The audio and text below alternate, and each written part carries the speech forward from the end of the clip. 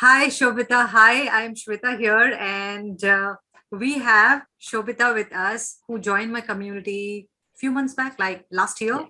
and she has published her. This is your first book, right, Shobitha?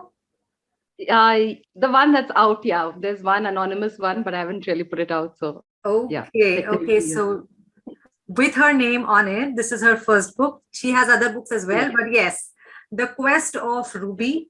And congratulations. I would like to congratulate Shobitha on her great achievement. An amazing Thank book. you. Go ahead, read out, go ahead, check it out on Amazon. The link would be here very soon. And yes, don't wait. Okay. So let's listen from Shobita how she was able to write and publish and what's her funda, what's her thought behind writing this book. Now, before we started this live, I was talking to Shobita and I'm really, really happy. And probably it's what, the universe signaling me towards her and her Absolutely. towards me that she Yes. has been living since 8 years in a village. She's developing that village, and she was in corporate industry for many years, but then she wanted to do something sustainable, happy, peaceful thing. We'll talk more about it, what Shobita wants. Let's hear it out from Shobita. So she's living around 100 kilometers from Bangalore in a village called Protovillage, which she has developed. Okay, so let's hear it out from Shobita. Shobita, congratulations once again on your achievement and welcome today. Thank So, you. what do you do, Shobita? My question again to you. Yes. So it was my husband's dream to set up this intentional community, which works on principles of, deep respect for air, soil, and water, interdependence, and as a result, self-reliance. So for the last 8 years, we've been working on the water, capturing the water, and growing trees, and farming, and building sustainable homes, generating our own electricity, connecting through the internet. We have a small school here, Wow. and we have started a few enterprises where people can buy products made by the villagers, and they're all and the products are designed in such a way that they can encourage social cohesion instead of competition amongst each other. So we all believe in interdependence. We believe in working together. Yeah. So Wow. that's what we do here.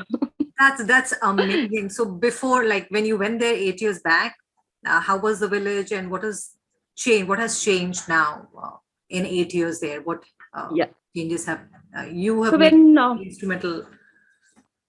So when we came here, it was just barren land, like just rocks all over the land, pebbles and rocks, and no topsoil. And there's absolutely no trees, nothing. And so we didn't have a house, we didn't have toilets, and we just had to live on like barren land and either tents or just put up a few logs and have a thatch roof. And we had a few villagers coming here and working with us, and they we all worked together, and we dug a lot of ponds, we harvested rainwater, we started farming, we developed the topsoil, built sustainable homes, and all the things that. So now it's like almost 30 people live on campus. There are a lot of visitors who come from all over India, abroad. It's being replicated across many places in India, and also abroad in Portugal, and in Nigeria. They're looking at replicating this model. So yeah, that's where we have come. Very, very fortunate. I feel myself very, very fortunate to have connected with you. For whatever reasons that we are going to talk about today, it's Mhm. going to be about your book. But I'm really happy and thrilled to know about you. And thank you so much for taking out time and coming to the session today. So, Right. were you trained for living without a house and rainwater harvesting? Now, when I hear all that.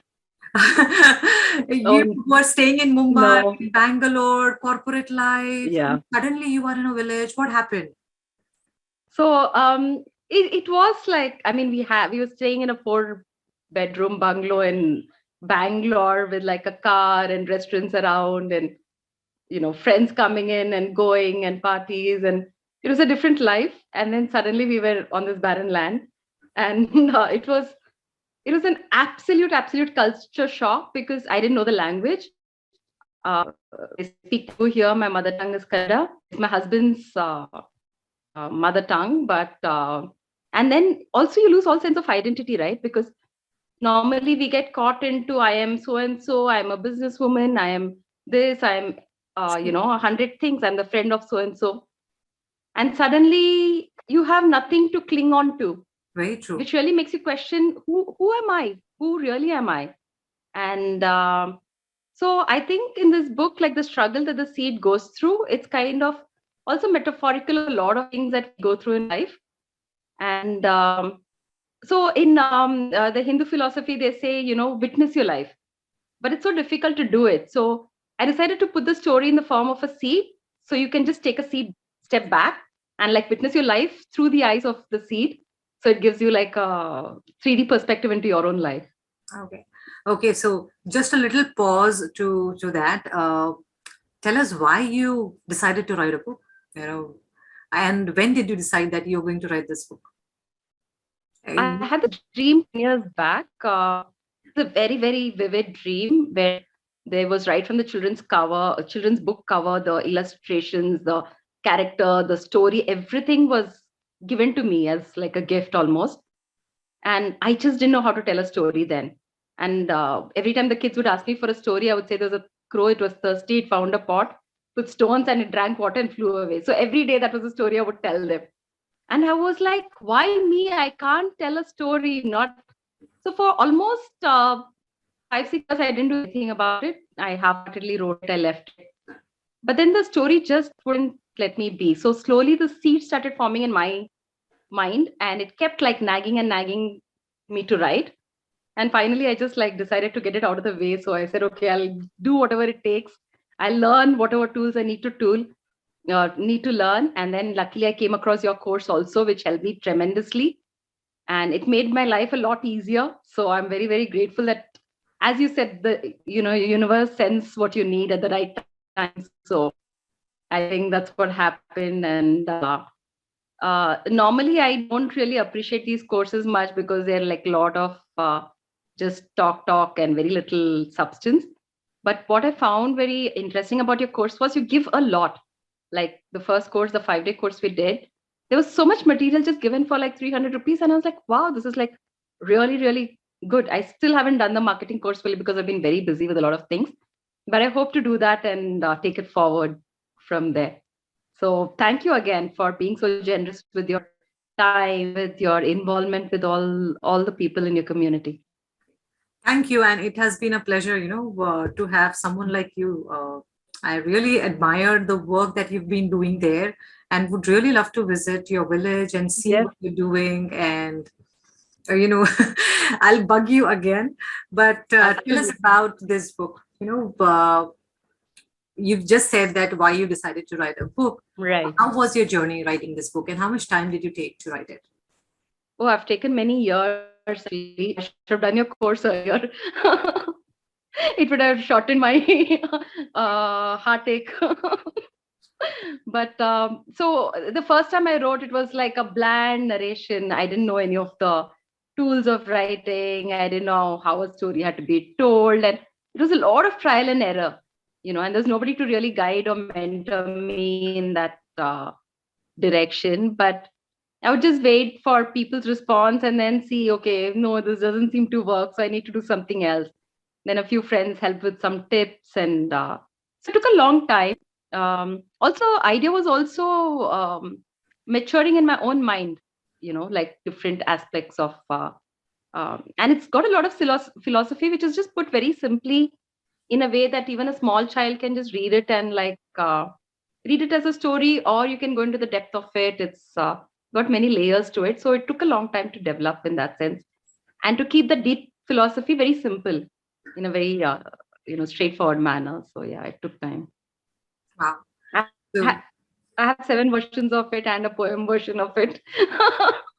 go ahead, publish that too. So who's stopping you? Yes. Publish the poem version of The Quest of Ruby, and people who Yes. love this book will buy your poem version as well. So Yes. you should be doing that if you already Yes. have it ready. Now, actually, we're working on children's picture books. It's like a series. I've already written 3, and we have done some work with children with the book.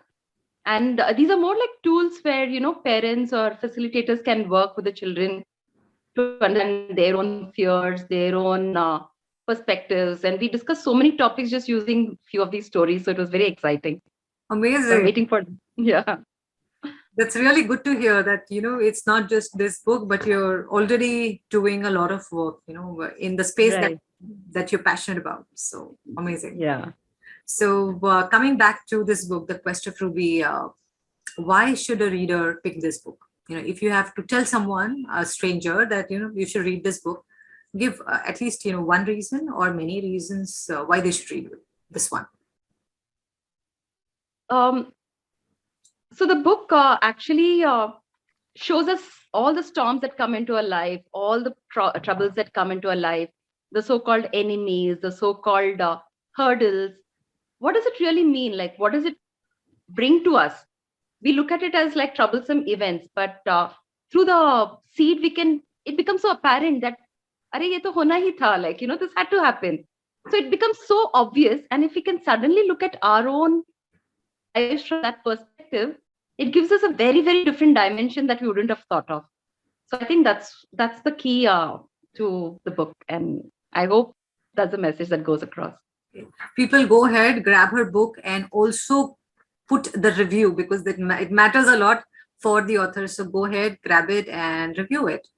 Okay, so one more question which I ask everyone: did you pay to publish your book, and if yes, how much did you pay to publish this book? No, I didn't pay to publish it. I paid for printing. That's about it. So, Okay. yeah, Self-published, that means, right? You didn't hire any absolutely. publisher. Okay. I'm so happy to hear No. that. So yes, Shobitha also didn't pay anyone to publish. She paid for printing services only. Okay, that's right, Shobitha? Yeah, and the cover designer. That's Yes, of course, of about course. And it is a really beautiful cover. I should yeah. convey my regards to the cover designer. It's a beautiful cover. It's a beautiful cover. So, any bit of advice for first-time authors, since you've been you struggled for a few years, and then finally the book was out. Right. Any bit, any advice for the people who want to write and get published? Yeah, just keep writing and keep just go ahead. It's a lot of fun. It's a lot of trauma, but it is definitely worth it. So don't just give up because it's hard or tough. And it doesn't matter how many people read. There's always a second book. There'll always be the third book. So just keep writing. Okay. Thank you so much, Shobitha, for that. And okay, so when you went through the 5-day course and the next level, the 30-day challenge and the self-publishing toolkit and all, what is that one thing that really caught your mind, or one thing that was real that you were really looking for from that entire module? So the 30-day challenge was very, very exciting for me because otherwise, writing can be a lonesome journey and you can tend to put it off. I won't write today, I'll write tomorrow. But then I would just wait. There are so many people going to be writing with me. And it actually brought a lot of discipline into my life because I started scheduling things around time. So I would have like my vegetable juice made before that, have that, finish whatever little work. So I would be ready by that time. So, and what really surprised me was that I finished the first draft of like a 30,000 page book, Lessons from Bhutan, in like 20 days. And I was surprised. And it was not that the quality was bad at all. Like it was quite good. Like what I would have normally taken possibly a long time got done in like 20 days. So what you did was showed me what's possible. So I'm really, really grateful for that. And please do continue your amazing work. Thank you, Shobitha. So see, people out here who are watching this video right now, what she said, okay, discipline, consistency, keep writing, of course, with the right system and right methods. If you keep showing up and if you keep following the system, you will write a great book. And she was able to do it in 20 days, which I cover on day 2 more, that there are 3 types of authors. Okay? One is who are going to take a lifetime to write a book. Second is few years, they will suffer also. It will nag them continuously, like it was nagging her, the idea was nagging her.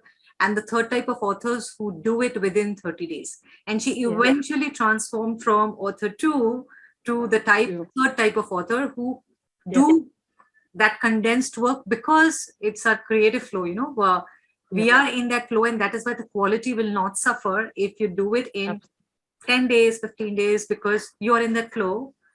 We all change every day. So just imagine if you are onto a concept over years, our thought processes are changing, our language is changing, everything is changing. So it becomes very difficult to write and edit a book over years. But if you do it in like 10 days, 20 days, the quality will be amazing. You will enjoy, and you will end up doing many, many books. Okay?